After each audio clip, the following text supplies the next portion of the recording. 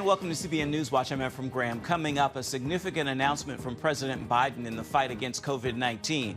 And the FDA approves another brand of booster shots. See who can get them. And then a new discovery, a massive winemaking factory from the Byzantine era. This area was one of the major centers of wine growing and wine production for international trade. Hear more about the largest known complex of its kind and behind the attractions. We discuss a new movie that goes behind the scenes of the world's most popular theme park, Disney. The movie, which is really good, showing a lot of the good things about the Imagineering and what's going on and how Disney was developed. Walt actually had a very deep faith. All this and more are next. This is CBN NewsWatch. We begin this half hour following news in the fight against COVID-19. President Biden announced larger private companies must soon abide by a mandate from the federal government. Jennifer Wishaw explains. We do have a unanimous 19 out of 19 yes votes. An FDA panel voted unanimously in favor of recommending a third shot for the Moderna vaccine. It would be a half dose given at least 6 months after the second shot to seniors and Americans at high risk. The full FDA still has to approve it. Many Americans who got the Pfizer vaccine are already getting their booster shots, and the approval process for a Johnson & Johnson booster will soon be underway. The FDA panel stressed there's no evidence it's necessary to open booster shots to everyone, despite the Biden administration's plans to eventually do so. And in the next few weeks, the FDA will determine whether the COVID vaccine is authorized for children ages 5 through 11. The federal government has already purchased enough doses for that age group. Meanwhile, in a brief address, after which he again took no questions from reporters, the president announced his private sector vaccine mandate will soon take effect. The Labor Department is going to soon be issuing an emergency rule for companies with 100 or more employees to implement vaccination requirements among their workforce. Those employees will have to get the vaccine or submit to regular COVID testing. It's an effort by the government to get shots into the arms of the 66 million Americans who remain unvaccinated. Let's be clear. Vaccination requirements should not be another issue that divides us. But the president's already facing pushback. The Republican National Committee has said it will sue over the private sector mandate. Texas Governor Greg Abbott this week signed an executive order he says nullifies the federal mandate for businesses in the Lone Star State. And at least 24 attorneys general have announced they'll sue over the mandate. Also, according to Frontlines Ohio, a group of Ohio clergy representing 100 churches sent a letter to Biden pointing out his promise as president-elect not to issue a vaccine mandate. The group says he's now crossed a line. The people should have the ability to make their own health decisions, the letter reads. Jennifer Wishaw, CBN News. After 9 months of a massive vaccination campaign, Israel is relying on a green pass. It gives vaccinated people greater access to public places. But there are also protests, and as Chris Mitchell reports, some are saying democracy is gone.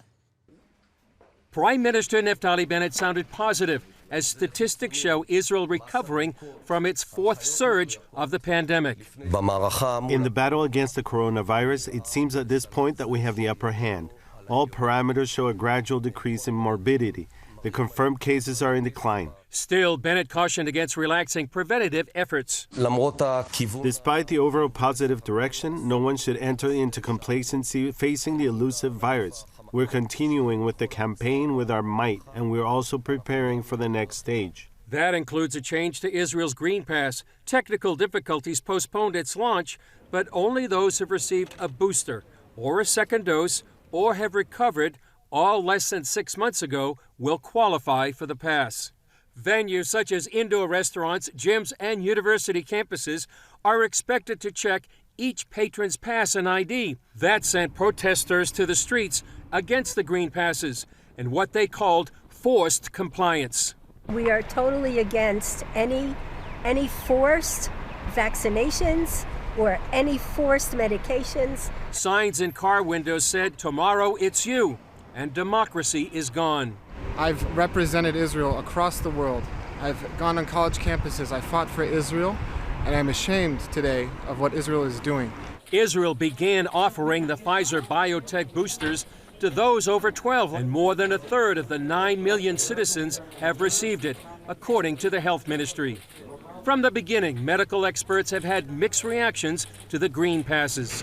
Renowned immunologist Dr. Zvi Bentwich of Ben-Gurion University is part of the Emergency Public Council for the corona crisis. We are not against vaccination, but we are against the usage of a measure that would cause discrimination and enforcement of measures that would impinge on basically on human rights. Professor David Enoch at the Hebrew University in Jerusalem disagrees. When done properly, it does not violate human or civil rights.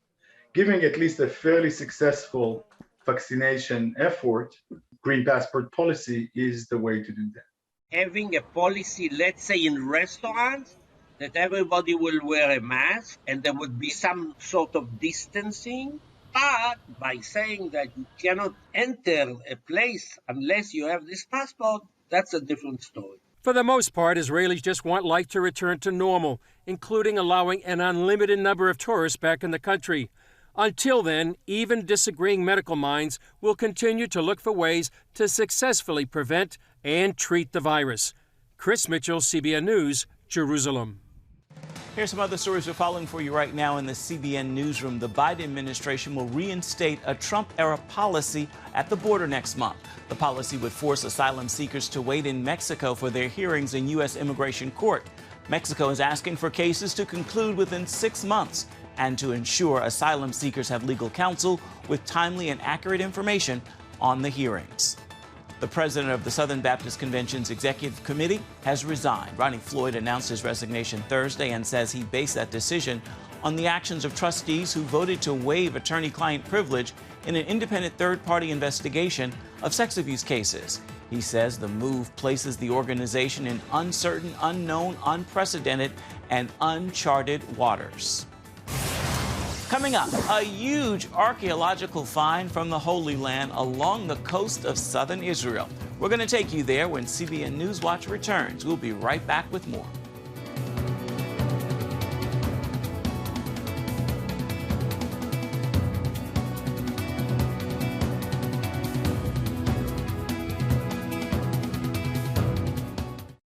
Stay connected with CBN News all day across our platforms. Welcome back to CBN NewsWatch. Archaeologists uncovered a massive winemaking factory from the Byzantine era in southern Israel. As CBN Middle East correspondent Julie Stahl shows us, it is the largest known complex of its kind from that period. Israeli archaeologists uncovered this huge winemaking complex in the coastal city of Yavne. And this area was one of the major centers of wine growing and wine production for international trade. The Israel Antiquities Authority began this excavation here in 2019. It's a Byzantine-era industrial zone, and it's one of the largest excavations the IAA has ever carried out. Some 200 to 300 people work at the site daily. In use during the 5th and 6th centuries, the facility would have produced and marketed more than 500,000 gallons of wine each year. It was certainly a prestigious wine. I mean, this was a wine that we know was presented during the coronations of Byzantine kings. Justin II had wine from this region, what was called Gazan wine, presented at his table during his coronations. While the name comes from where the wine was exported, the major headline from this discovery is its size and scope. And this is what is also revolutionary in the way that we have not one single wine press somewhere in a field, but we have 5 wine presses of huge size for mass production of wine, all together in a cluster, and they're all situated within a well-planned industrial estate. So we have roads that go between the wine presses. They mirror each other in their architectural design, and they all have the possibility of having a huge quantity of wine produced in them. Excavation director Dr. John Zeligman explained how it worked. So the grape juice would have come from behind me over here, from the trading floor, flowed through this channel and out into this area in front of me. This is what we call a filtration pit. It's the place where the grape juice was separated from the skins. That then would flow through our pipes and to either side to the collection vats. There are 3 to 4 days of fermentation in the pits. So that's the 3 and 4 days of time when they would be treading and filling the other one. Keep swapping back and forth. The grapes would have come from surrounding vineyards, and the site had kilns for making the jars. They have like a torpedo shape, and that was something which was known to people. Just like you know what a cola bottle looks like without having the word cola written on it. The jars then went to one of 4 huge warehouses for fermentation. So the aging would have taken place over a relatively short period in these large warehouses, and then the wine would be taken from here to the port and then exported abroad or drunk here in the various sites around the city. According to Seligman, wine was often the drink of choice in those days because of the poor quality of the drinking water. Excavations here are scheduled to continue for 2 years. The site was supposed to be paved as a highway, but now the city plans to build a bridge over it to make it accessible to tourists. Julie Stahl, CBN News, Yavne, Israel. And you can see more news from the Middle East with Julie Stahl, Chris Mitchell, and the entire team of our Jerusalem Bureau on the CBN News Channel this evening at 8:30 Eastern Standard Time when you're tuning in for Jerusalem Dateline. Still ahead, what one NFL coach said prepared him for the job and the game better than anything else. Sean Brown joins us next.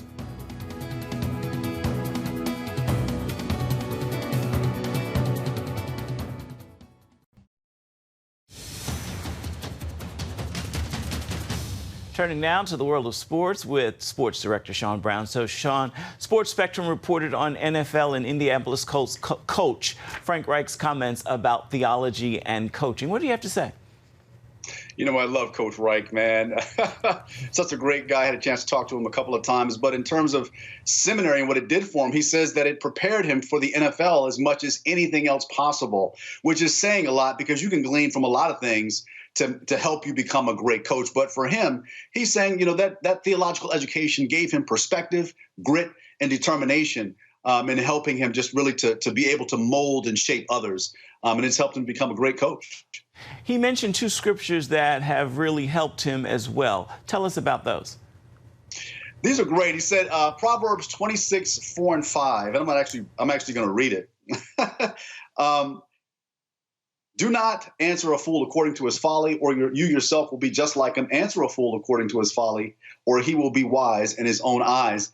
And in essence, what it's saying is, he said, look, sometimes you're gonna have to argue and stand up for what you believe, but sometimes you have to let things fall by the wayside and let God deal with it. And as a coach, as you can imagine, dealing with a whole bunch of grown adults, trying to get them to move on one accord, it's not always peachy, but you have to know when to push, you know, what you're trying to say, and then know when to just kind of fall by the wayside. But the other scripture is Ecclesiastes 7:18, which says, it is good to grasp the one and not let go of the other. Whoever fears God will avoid all extremes. And this is essence, he says, wise men avoid all extremes. If you're not playing well, if you have a bad game, don't get overwhelmed by it. Just refocus, dig in, and refocus. And so you kind of need those things as a coach in the NFL, because you get roughly a year or 2 before they decide whether they want to keep you on or move on to the next coach. So they say the NFL stands for not for long. Well, for a coach, sometimes that's the case. And so you got to have perspective. And for him, having that theological knowledge helps him stay rooted. Excellent perspective. Now, he's also part of the Faith and Sports Institute. Tell us about that. Yeah, the Faith and Sports Institute, he's a member of the team of advocates for the Faith and Sports Institute at Baylor University's Truett Seminary, which aims to provide theological education and training to all of those in sports. And again, it really just, he serves as a spokesperson. He said, look, having that theological knowledge will prepare you and give you a perspective in every area of your life, especially sports, because it's so performance driven, and you're not always going to have your best day. But if you've got that perspective and that theological knowledge, you can stay rooted. But not only will you stay rooted, but you'll also be able to groom and teach others. And it's just such a big piece. And so just a great piece of that university. Beautiful. What's coming up this weekend for us on Going the Distance? Well, the Dodgers have advanced to the ALCS, but one of their star pitchers will not be with them in a pitching sense. They'll be with them in support, and that's Clayton Kershaw. And he talks about the bigger picture. Yes, baseball is a platform, but he's doing so many other things, including Kershaw's Challenge, which aims to equip people and shape people and helping them to use their gifts to give back to the community. And it's just a great way to say, you know what, baseball is my platform, it's my job, but there's so many different layers to Clayton Kershaw. So he's going to be sharing about that. So excited about all that he's doing off the field. All right, looking forward to seeing that. Want to remind you at home that you can catch Going the Distance on the CBN News Channel on Saturday and Sunday evenings. Be sure to check it out. Thank you so much, Sean. Still ahead right here on the CBN News Channel, we're going to talk to you about a movie about the life of an atheist turned Christian apologist, C.S. Lewis. We've got that story for you and so much more. It's all coming up right here on CBN NewsWatch. Thank you so much for watching. We'll be right back.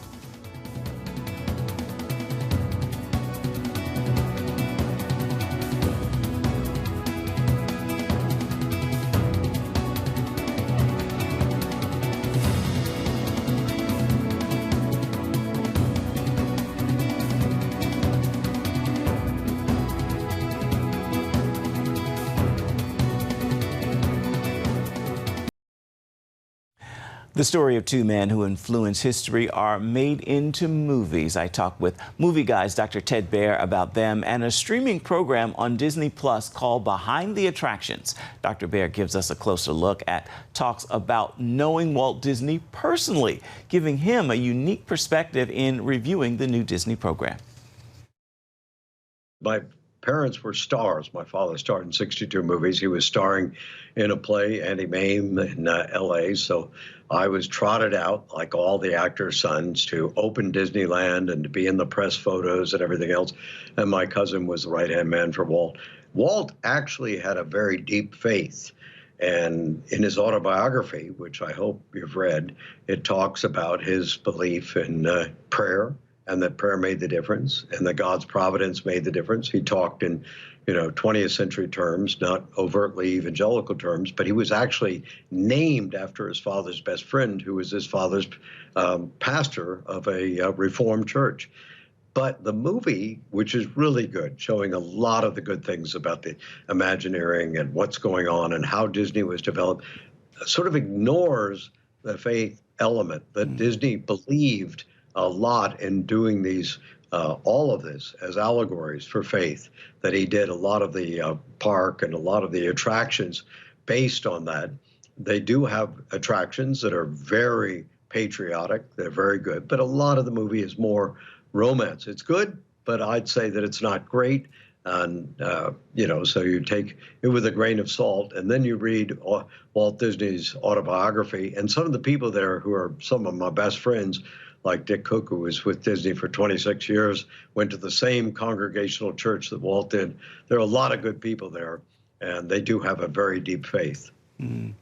Let's now move to The Adventures of a Mathematician. Tell me about it.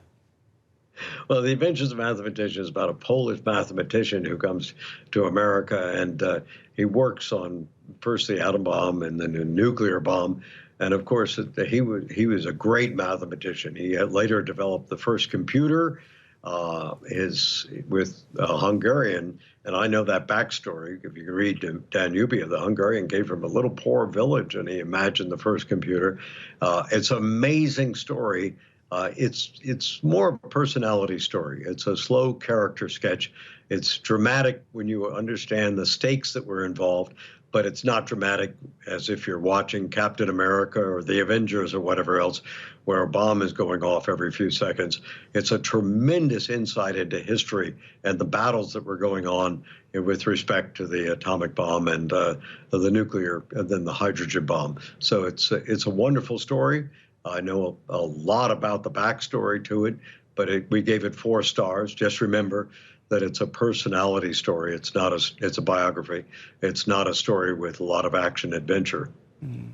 Now, here's a name that our audience is certainly familiar with, C.S. Lewis. There's a new movie about him called The Most Reluctant Convert. Tell us about it. Well, I always give you these backgrounds because I was head of the organization that did The Lion, the Witch, and the Wardrobe on CBS television. I lived at the Kilns. I did a book on C.S. Lewis, and my daughter-in-law is the goddaughter of C.S. Lewis's stepson, and my granddaughter is the goddaughter of C.S. Lewis's stepson. And this is a terrific movie. I actually, again, it's a biography. I don't know whether I was attracted to it because I have a similar background. My mother died when I was young. He went off the tracks, C.S. Lewis did. He even got close to being in the occult. He talks about it. He was attracted by the occult, William Butler Yeats and all the rest of it. I was too. He didn't get as deeply into the bad that I did. But he was saved by friends like Tolkien, who first he became a theist against his will. He was a reluctant convert. And the show is done so beautifully. I've known Max McLean, who did it for many, many years since he started on Broadway. He does a great job. It's him reading the script and then going on the set and becoming C.S. Lewis. And Norman Stone, who helped write it and direct it, is one of my favorite people and a very close friend. It's won many Movie God Awards. I commend it highly. Time now for your Friday Faithful, and I'll leave you with this thought as we wrap yet another work week. There is pain in being broken. There is no doubt about that, but there is also a blessing in it. In fact, when God is invited in, you are actually sweetly broken. With that word, I encourage you to make this a fabulous Friday and be sure to do all that you can to have yourself a wonderful weekend. I encourage you to do that, and not only do it, but do it on purpose and with purpose. That is a wrap for this edition of CBN News Watch. I want to thank you so much for watching. I want to also remind you that you can always find more of our programs on the CBN News Channel. You can find them there at any time. You can also find them online at cbnnews.com. We'd love to know what you think about the stories you've seen here today. You can email us. The address is right there on your screen, newswatch@cbn.com. You can also reach out and touch us on Facebook, Twitter, and Instagram. We'll see you back here on Monday. Watch breaking news, in-depth exclusive stories and programs from health to entertainment you won't find anywhere else. The CBN News Channel, a perspective you can trust. Enjoy credible news reporting from around the world. Discover inspiring programs and stories of hope, all in one place from a Christian perspective. The CBN News Channel, a perspective you can trust. To watch the CBN News Channel, download the app or visit cbnnewschannel.com. Introducing a brand new way to start your morning. Get your daily quick start from CBN News. A quick read on the important news of the day delivered right to your inbox. Stay current on breaking news, politics, and entertainment. Discover how God is moving around the world and here at home. Plus, get exclusive stories and daily scripture encouragement just for you. Stay informed. Go to quickstart.news and subscribe today.